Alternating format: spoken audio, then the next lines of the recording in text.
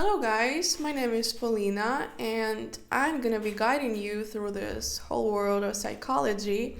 And today we're gonna find out what is more realistic, what is less realistic about anxiety. Nowadays, it is a very popular topic, and of course, everybody can at least one time in his life has suffered it. Well, what I mean actually suffered it. Soon we're gonna find out that it's really good to have it in specific amount, right? So also it can be the reason why a person having panic attacks, but also careful here because panic attacks might be just happening on a daily basis, not always, once in a blue moon. And also panic attacks might be the part of the actual panic disorder. All right, so what we need to make clear here first is that anxiety is indeed closely related to the emotion of fear. However, while the fear is a reaction to an actual danger, anxiety is more about proaction. So it's mostly about anticipating something. But still, these are emotions of basically the one same family. Furthermore, anxiety is the name of a wildly prevalent mental disorder. However, today we're going to be referring to anxiety as something normal, adaptive, and indispensable emotional process for life. Although we will necessarily make some references to an anxiety as something maladaptive pathology. So here is a little analogy. Imagine normal anxiety as a compass, guiding us through our life's challenges by alerting us to potential threats and helping us to find the right way. In contrast, pathological anxiety can be related to a malfunctioning compass, leading us astray with the false alarms and erratic directions, ultimately causing confusion and distress. Pathological anxiety is not something we will want to use to overcome obstacles. It's just gonna simply interfere us. So, anxiety is an actually emotional cognitive attitude developed from the primarily emotion of a fear. It integrates new capacities within the emotional analysis system, allowing anticipation of threatening situations and danger, thereby enabling more effective responses by anticipating events. Currently, it seems more appropriate to consider anxiety as a system for processing threatening information that allows the anticipatory response to possible danger and helps us with the preventive actions. The two main characteristics of this process is its ability to select and process meaningful information and its proactive capacity. The next thing I'm gonna say, you wanna to screenshot it, make a video screenshot and send it to someone who is constantly calling you, oh, you are not normal, you're anxious, oh, you're not stable mentally and you should go to psychiatrist or you can go to psychologist. It's also like what gaslighters actually like to do. They like to call you names, not even like call you names, but they're doing it actually, it's kind of they tell you some fact like, oh, you're a fat, or you're not fine, you're not okay, you're crazy, you're not stable mentally, and especially in abusive relationships. So that person finally, if he hasn't started like that, he's gonna end up like that. Because slowly but surely, he's gonna be convinced more and more that actually he is not stable, that he is not okay, that he is not slim, he's fat, or crazy doing some gibberish, whatever. So yeah, it's very this person would be really vulnerable to gaslighters. But alright, so anxiety is the process that occurs in all individuals without exception. Under normal conditions, it improves performance and adaptability. Thus, it has an important function of mobilizing resources in the face of potentially threatening situations. So that what we do everything necessary to avoid, neutralize, assume, or confront the risk adequately. In this way, it helps to mobilize resources to eliminate the danger which might appear before it happens. The triggers of anxiety are not normally can directly harm you, which is the case of the fear. Instead, they are mostly learned and anticipated reactions to threat. The type of stimulus, whether it's internal or external, they're mostly determined by personal history characteristics. It is expectation of danger that mediates anxiety responses, so certain conditions act as anticipatory signals for threat. So expectations of danger can be generated by three conditions.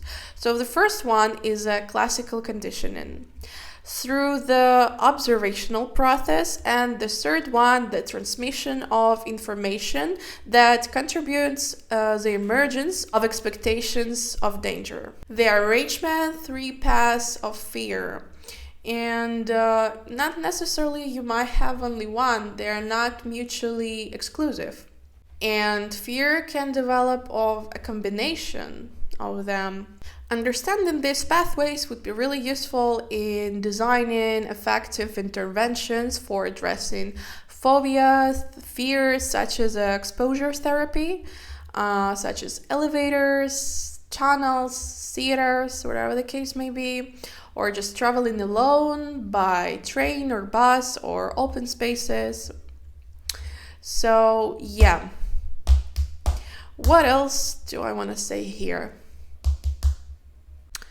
In the case of pathological anxiety, where the mere recollection of unpleasant moments, different dangerous scenarios might be serving as a triggers. So these reactions have become dysfunctional, they don't have any function due to the lack of an actual threat. So let's speak about cognitive processing.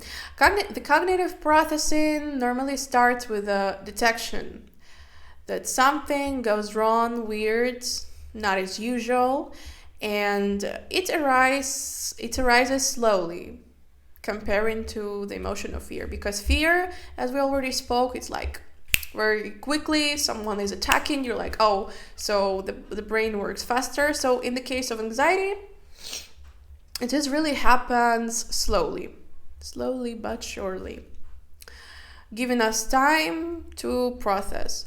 So significant and fast changes will always prioritize the activation of fear. So to develop this characteristic processing of anxiety, the development of emotional, cognitive attitudes or biases are required. So now let's speak about biases. We all have it. Someone in a more amount, someone in a less amount. Biases in processing information of congruent with emotions are those that quickly decide that this should be taken into consideration or this should not be taken into consideration. That's what our biases basically do. And yeah, as I said, we all have them. Thing is, like, not always we actually understand it. So in order to have some kind of red flags about, oh, this is a bias which I have, or you should be better self-aware. Actually, let's call it self-actualized. When you're aware of some process which are happening in your brain. And it is also very useful to have them. For example, when anxious individuals read the newspaper, their attention is always focused on something threatening, like with some threatening content. Similarly, any small insect can quickly attract the attention of someone who has a fear of spiders, snakes, or whatever the case may be. When sensory information reaches the brain, it first goes through thalamus, and then it goes to basal and basolateral nuclei of amygdala. So amygdala is actually what is most of them connected with our emotions. The amygdala is a central instance of the brain that receives any inputs. So it produces multiple outputs, multiple responses, fear responses. Therefore, since it is not the situation of a real danger, at least for now, the system doesn't recognize it. So it is simply not being activated. Okay? The amygdala and hippocampus are the two most important structures of the limbic system. The amygdala is the seat of emotional memory, and hippocampus is of a declarative memory. There are strong anatomical and physiological structures between amygdala, hippocampus, and hypothalamus. Traditionally, there are two extreme modes of coping with anxiety. It is vigilance and cognitive avoidance. So vigilant means directing attention toward threatening aspects of the environment. And cognitive avoidance, as you might have already understood, it is redirecting attention away from threatening conditions. And recently, I've been watching the video of one of ex-CIA former officers. He was mentioning about people they're hiring. They were looking exactly for hyper vigilant people. Why? Because they're more sensible to some inputs, some information. So when a normal person would be like not even paying attention to what's happening, someone who is hyper vigilant, he is actually willing to, what is going on here? So, which is also apparently would be more useful in some specific ways. But anyways, getting back to anxiety. However, its dysfunctions have such a widespread impact and yield such significant effects that anxiety is commonly associated with a mental disorder than with a functionally essential process for healthy behavior.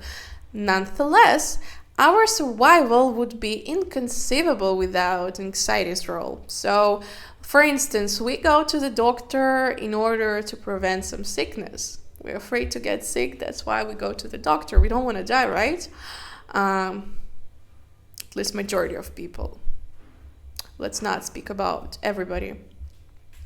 It helps us to avoid some antisocial actions out of a dread of punishment and social rejection. It abstains us from a lot of different adverse outcomes. So yeah, we're not going to be discussing pathological anxiety today here. It's going to be the topic for another video. We're also going to give some techniques you can apply in a daily basis life. But for those people who have some really strong deviations, it is really difficult, especially for those one who's struggling with generalized anxiety disorder. I remember I had some clients with it. It just was like really crazy and almost impossible for them to leave, because it is not something you can manage by yourself. It is something that you wanna do with your therapist. So yeah, in case you have some questions to me or you want to have a consultation with me, you know what to do. Just DM me on Instagram. And yeah, that was all for today. See you in the next video.